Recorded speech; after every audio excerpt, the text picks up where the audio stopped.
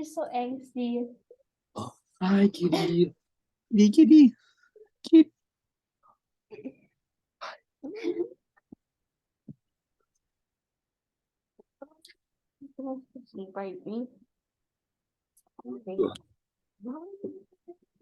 Okay, so I figured I would just summarize the movie and then we can start from where we left off. Okay. What are you guys watching? Not watching anything. We're just going to talk. Talking about what? A movie. Yeah. Which movie is it? It's called Harrison Bergeron, which I do need it to be quiet. So if there's going to be like people talking up here, I might go downstairs. So we'll see.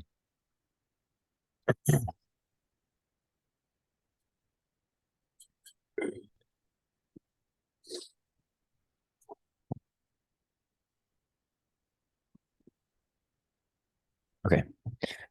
So premise of the movie, in the dystopian 2050s, a despotic American government forces all citizens to wear headsets that decrease their brain function.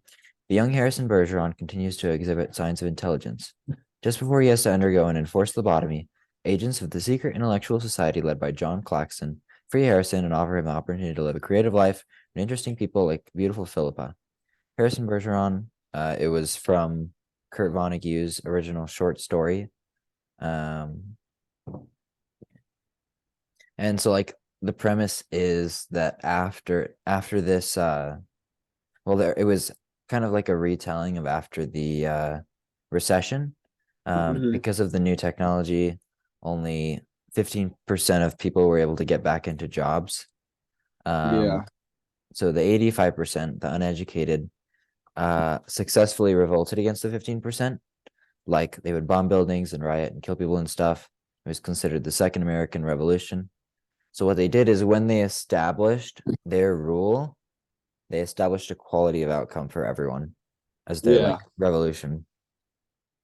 Their new constitution, the first article was, all men are not created equal. It's the responsibility of the government to render them so.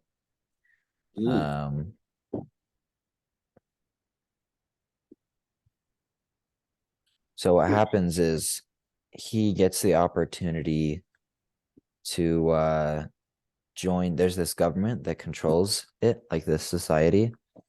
And he gets the opportunity to join them. So it's almost so wait, the society is controlled by the government. Yes, but the people don't know that. So it's almost an off-ramp for anyone who'd be able to successfully like put up a challenge to the government, because it takes anyone brilliant and then says like, hey, you can join this place with other brilliant people. Yeah. I mean, they can lobotomize them, but yeah, they also do that. Yeah.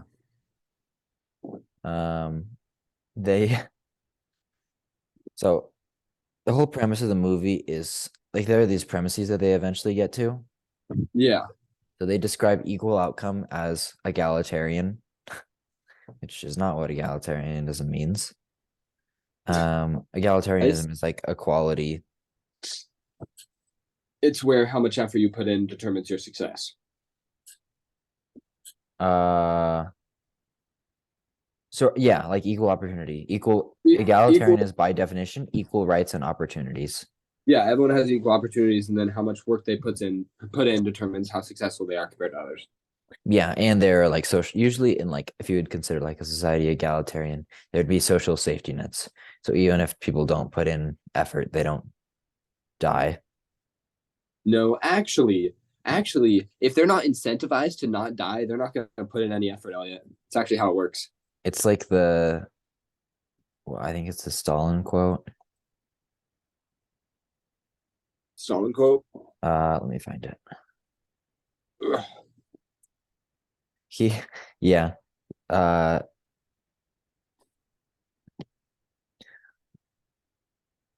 guess it was an aphorism from the New Testament, traditionally attributed to Paul, by the communist revolutionary Vladimir Lenin. He who does not work, neither shall he eat.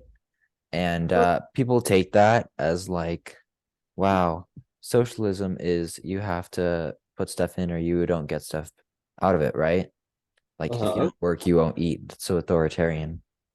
In reality, what it means is he who does not work shall not eat. they're talking about capital holders and like members of the useless class, saying like Yeah. they shouldn't make money off of that. They shouldn't profit. Just kind of It's- funny. It's like widely misunderstood. That's really funny. Yeah. Yeah. It's like, yeah. So, anyways, another major premise is that if people discover their revolution just led to new inequality, they'll revolt again and millions will die again. Oh. And it's like, So it's wait, like, yeah, not everyone is equal? no, because there's the 15 or the like 1% or whatever in government.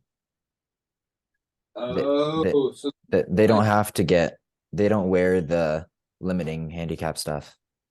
so the revolution was by the 85%, but didn't actually achieve the means that they wanted to achieve. Sort of, yeah. It's the idea that like, I think there's a idea that inequality is completely unavoidable and revolution leads to destruction and then eventually more inequality. Yeah, I was gonna say. No matter what you could, our system sucks, but it's the best we have. So don't try to fix it. That's pretty much it. They also get to the point where so once he joins the government, right?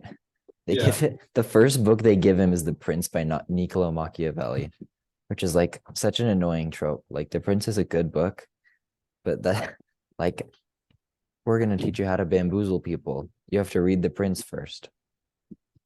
Oh yeah. Like, I don't know. I just thought that was kind of funny. And then they ask him, this is interesting because this kind of represents a more conservative view of politics. There's a quote, "Do you want to help us pick the new mayor of Connecticut? In the old days, politicians used to come to power through the process of election rather than selection. Nowadays, of course, we know that no one is any better at the job than anybody else. Folks never really believed it made any difference anyway.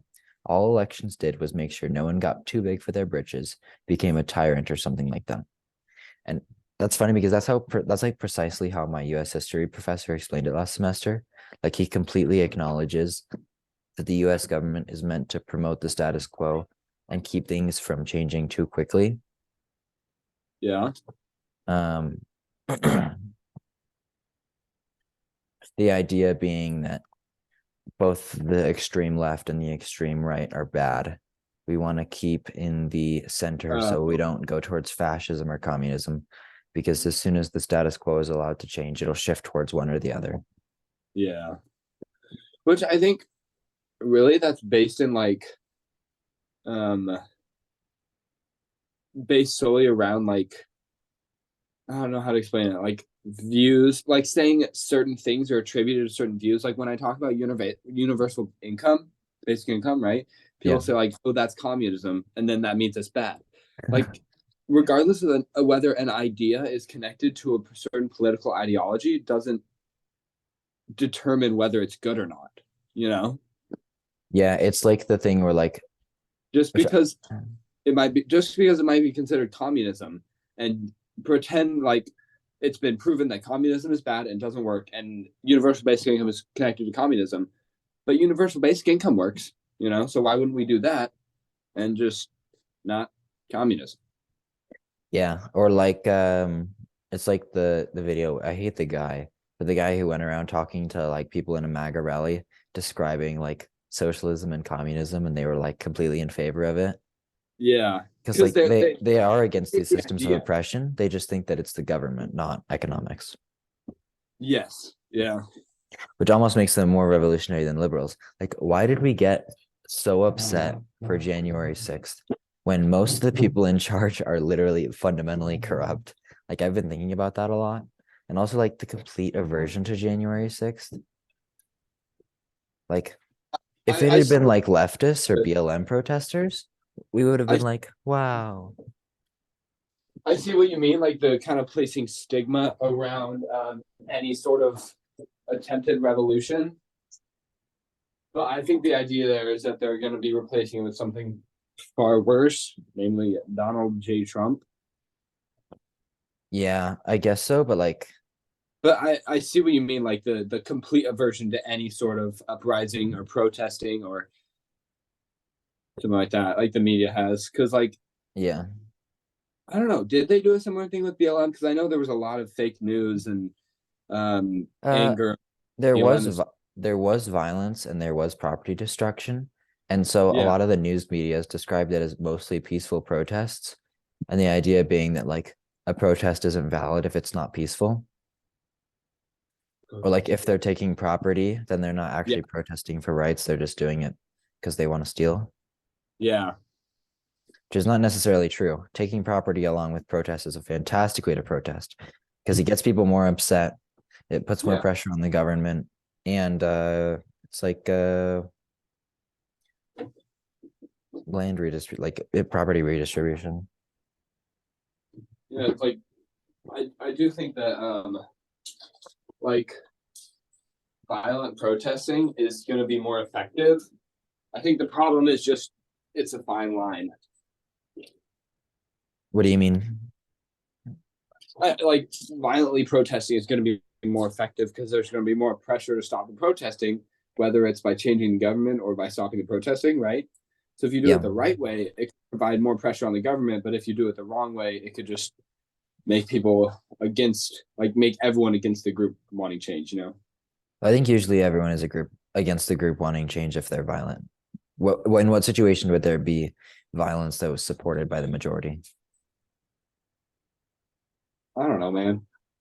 I don't think there ever is, especially like whether it's violence or property destruction. Like you have You know, in Brazil. I What? think the more violent it is, the more people are going to be against it. But also, like a little bit of violence helps make it more effective. I don't even think necessarily violence. I mean, like you can have a group be militant, but the whole reason for that is just so they have an upper hand against like a militant government. Yeah. Like in No, that's Brazil, what you have I think. like the worker organization in Brazil is surprisingly militant. Uh-huh. And then you also have like President Lula, um, who's like become a lot more revolutionary as of recent. Uh-huh. Um, I don't know if he's necessarily like socialist per se, but he's become less of a lib. Yeah.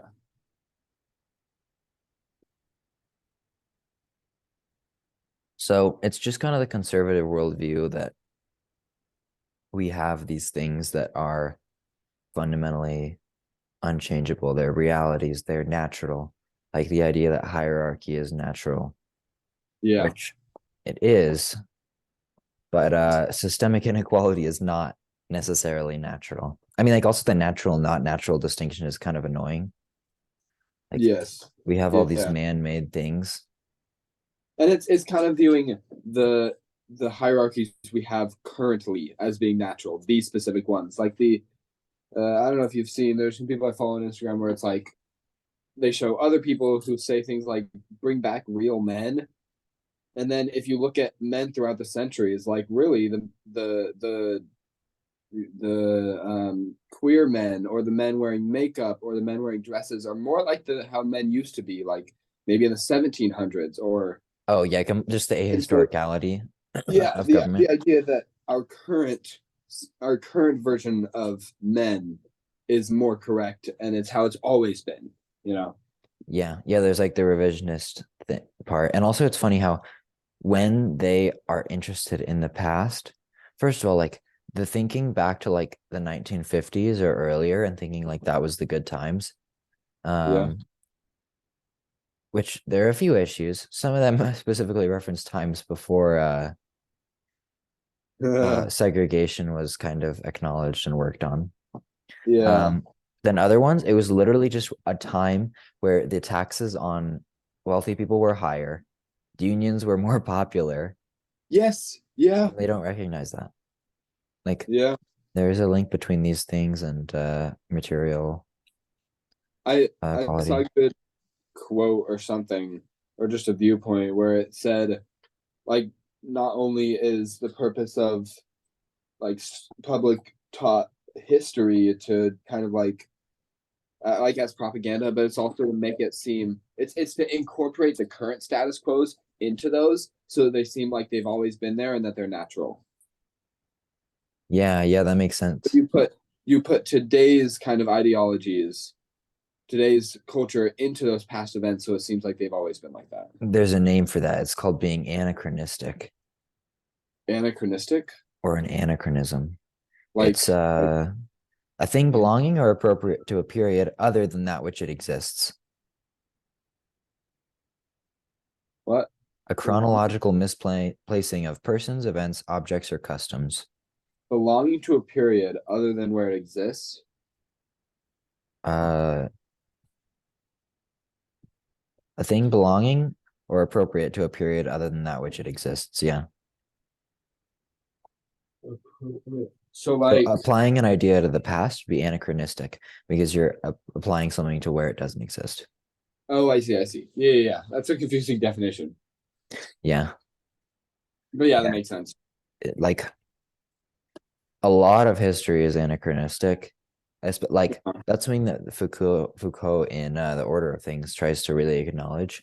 Like we're using these systems of thinking today that do not apply. And also he talks about how these past disciplines, we think of them as chronological, and that like previous life sciences have led to biology, previous study of markets have led to modern economics, when in reality, the fundamental way of thinking about these things hasn't been linear. It's like jumped from place to place. Like the thing about previous life sciences, the way that it was approached ideologically has become like economics. Or like they're just these different disciplines and they're not necessarily chronological or linear in their growth. And certain ones are dominated by new ideologies over time. That reminded me of a quote, or not a quote, a lyric from a song. I'm blanking on his name, but it's what you think ideas spread because they're good? No, they spread because people like them. Yeah, it's So here we are, holding what is a mirror up to your mirror or something like that. Yeah, that's Wood. What's his name? I can't remember. I feel silly. Yeah, holding a mirror up to your mirror because that's just something people do. It's the Normal album. Yeah, Willwood. Yeah, he likes to talk about stuff like that. Like, especially he's really interested in psychology. Mm-hmm. Going back to the inequality stuff. So this is a Christopher Hitchens quote, which I don't totally love Christopher Hitchens, but he has some good. He was like a socialist, right? Also, I don't stand for the idea known as the left because of their self-described ideals. Groups are less successful than individuals at discourse and commentary because groups can't handle nuance. Oh, wait, no, this is my own thought that I added some of his thoughts into. Oh, I see. Groups are less successful than individuals at discourse and commentary because groups can't handle nuance. There's only a collective general stance that attempts objectivity. Also, I don't support or consider myself a liberal. The US is so right-leaning ideologically. Oh, wait, where am I? When I reference the left, I generally just mean the perspective that all divisions of class, nation, race, and sex are in the last resort and man-made and can be man-unmade and are in no sense part of a divine or natural ordinance, and that we are members, like it or not, of one race, the human race. That civilization is in fact, second, a cooperative enterprise, whether the cooperation is coerced as it was in most of recorded history, or voluntarily as has been occasionally found and still can be found in our century, that it is as a cooperative enterprise cannot be denied. There is no other means thus to say of civilization. You should send that to me. I will. Third, that the limits of creative endeavor are set by the limits of nature, and the very few human actions can therefore be said in the last instance to be entirely private. Oh, nice.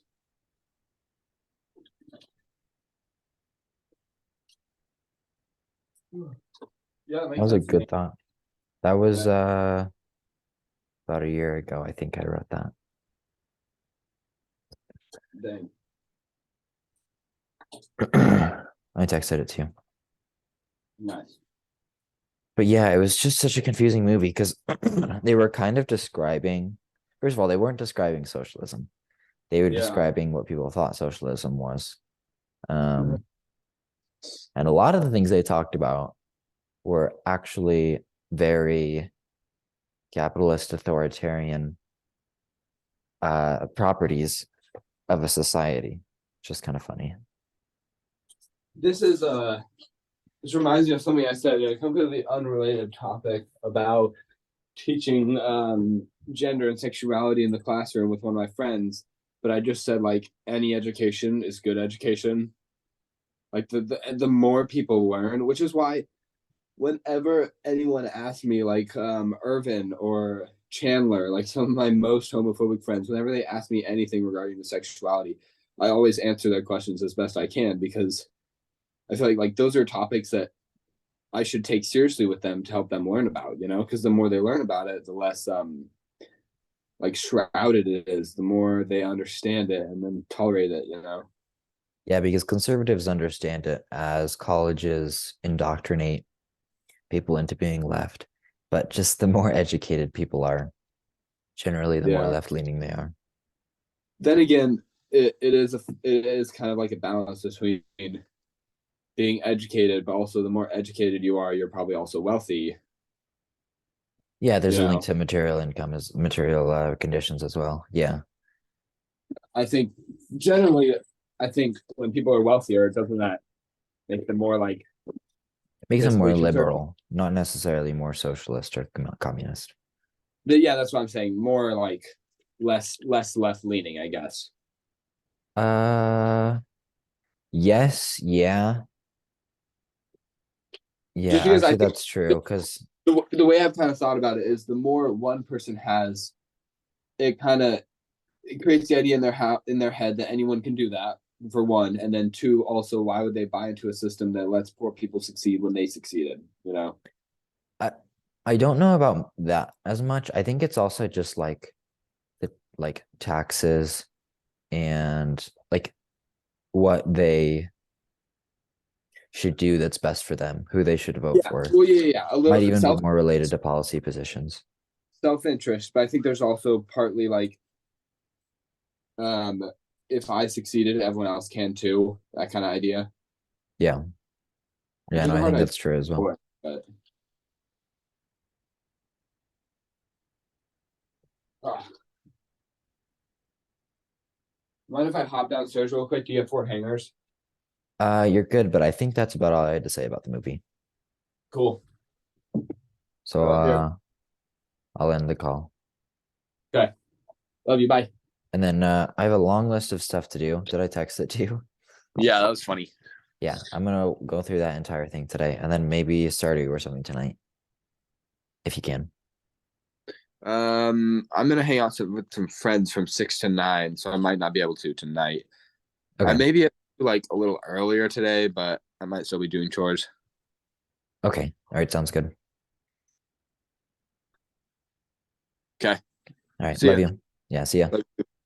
Bye. Bye.